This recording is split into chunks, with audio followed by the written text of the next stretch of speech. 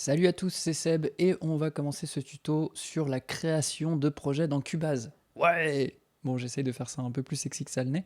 En réalité, il y a quand même quelques petites subtilités à bien saisir et surtout des bonnes habitudes à prendre parce que lorsque vous allez avoir 700 projets sur votre disque dur, c'est important de pouvoir vous y retrouver et de savoir à quoi correspond quoi sur Cubase. Donc, on va rentrer tout de suite dans le vif du sujet.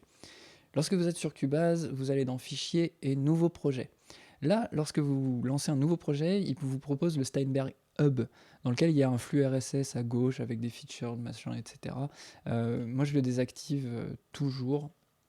Dans Préférences générales, activer le Hub. Hop. Ce qui fait que lorsque je crée un nouveau projet, j'ai l'essentiel, c'est-à-dire une liste de templates. Donc un template, c'est un projet vierge dans lequel il y a déjà des pistes qui ont été créées. Ça va être le sujet d'une grosse vidéo que je ferai incessamment sous peu. Mais voilà, pour ce tuto, on va juste utiliser une piste, un projet vide. Là, il y a deux choses à voir. La première, c'est l'emplacement par défaut. L'emplacement par défaut, c'est là où vous allez enregistrer, où vous allez conserver tous vos projets Cubase. C'est un dossier qui, la plupart du temps, en tout cas je le conseille, va être sur un disque séparé. C'est un disque que vous devrez backuper assez régulièrement, parce que autant un disque de banque de samples ou un disque dans lequel vous mettez vos assets, par exemple le film sur lequel vous êtes travaillé, ce sont des choses que vous pouvez aller récupérer. Donc si le disque plante, c'est facile de demander au monteur de renvoyer un WeTransfer ou d'aller sur le site de l'éditeur de banque de samples et de retélécharger. Par contre, votre projet, si le disque a craché, eh ben, il a craché. Et vous perdez tout. Donc en l'occurrence, j'ai un disque projet et là, comme je fais la série de tutos, je me suis créé un dossier Cubase Projects dans lequel je vais mettre tous mes projets. En vrai, j'ai un dossier musique dans lequel j'ai tous mes projets Cubase. Hop. Bien entendu, vous pouvez aussi spécifier un autre emplacement, mais je le déconseille. Ça peut arriver d'avoir besoin de le mettre ailleurs, mais je pense que quand on travaille à l'image, ou même quand on travaille dans la musique généralement, c'est bien que tous ces projets soient au même endroit. Et pour pouvoir avoir une vue d'ensemble, aller pouvoir récupérer d'un morceau à l'autre ou peu importe quoi. Ensuite, le deuxième, ça va être le dossier projet. Le dossier projet, ça va être donc le dossier qui va contenir le fichier CPR, la bobine, le projet Cubase à proprement parler, mais aussi tous les assets qui lui sont liés, c'est-à-dire les fichiers audio que vous allez enregistrer, les edits et tout un tas d'autres paramètres dont je parlerai dans une prochaine vidéo. Donc pour le dossier projet, ça va être le nom du dossier qu'on va avoir. Ce que je conseille, c'est d'avoir une nomenclature claire et à laquelle on se tient, mais vraiment jusqu'à la fin de ses jours, quoi. C'est quelque chose qui demande peut-être du temps et qui peut évoluer un petit peu. Moi perso, j'ai pris l'habitude de toujours appeler mon dossier projet, de commencer par l'année, le mois et le nom du projet. Donc en l'occurrence, ça va être tuto création de projet.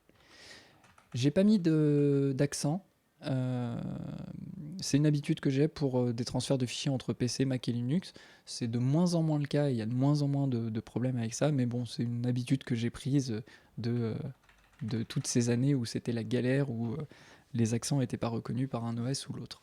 Donc voilà la nomenclature que moi j'utilise. Je mets mois, enfin pardon, je mets année et mois au début. Déjà, ça me permet que il soit classé par ordre de date dans mon explorateur, et aussi parce que je travaille avec des presets de Vienna Ensemble Pro, des templates que je me suis fait et qui évoluent en fonction des banques de samples que j'obtiens, etc.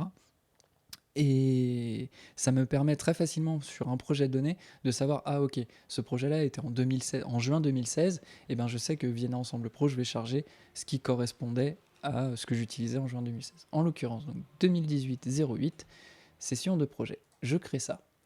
Là, si on va faire un tour dans l'explorateur de Windows, on va dans Cubase Project, on voit que ça m'a bien créé 2018-08, tuto création de projet. Jusque-là, tout va bien. Si j'ouvre ça, il n'y a rien dedans par contre. Il n'y a rien si ce n'est un dossier audio, qui est en fait le dossier fondamental dans lequel Cubase, c'est ce qu'on appelle la bibliothèque, dans lequel Cubase va enregistrer tous les fichiers audio que vous enregistrez, dont vous faites un record.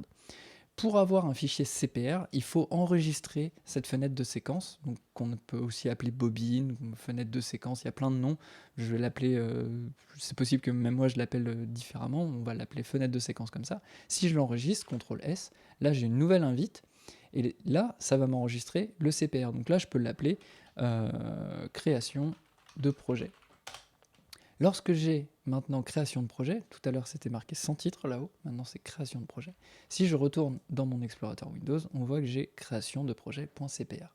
À partir de là, je peux commencer à travailler dans mon projet Cubase. La suite au prochain épisode.